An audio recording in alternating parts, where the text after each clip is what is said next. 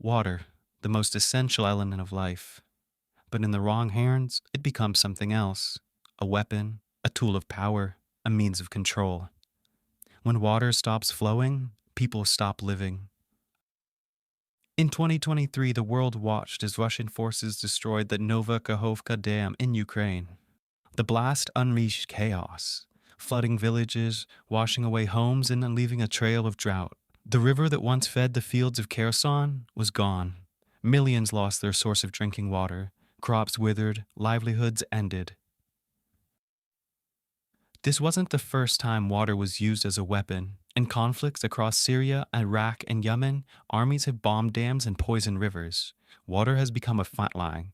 Whoever controls it controls survival itself.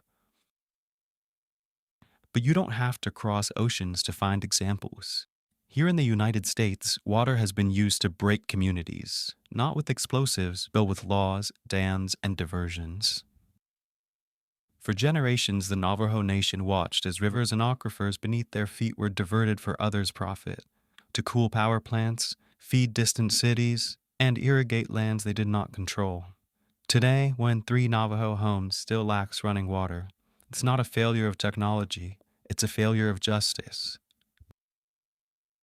More than a century ago, the Supreme Court recognized tribal water rights in a case called Winters versus United States. It was a promise that tribes could have access to the water they were guaranteed when their lands were taken. But a right on paper means little when the pipes are dry. In California's Owens Valley, the Paiute people built an intricate network of ditches to farm their desert home. Then Los Angeles arrived. The city diverted the river to fill its aqueduct. Owens Lake dried to dust. A culture that once thrived on water was left with none. The 1922 Colorado River Compact carved up the West's most important river, dividing it among 7 states and Mexico. Not one tribal nation was included in that deal.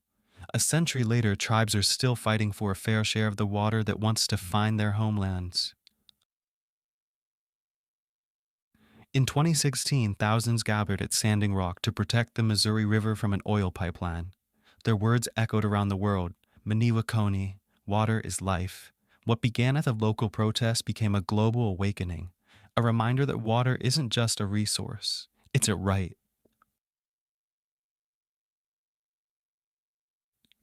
Around the globe, drought deepens divides. Glaciers melt, rivers vanish. In Africa, the Middle East, and the American West, water scarcity is redrawing maps and rewriting destinies.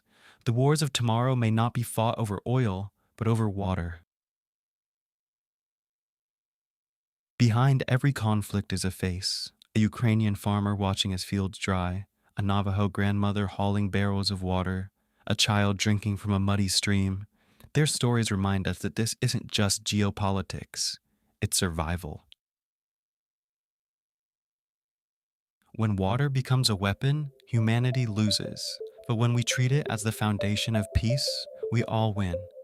Water should never divide us, it should unite us.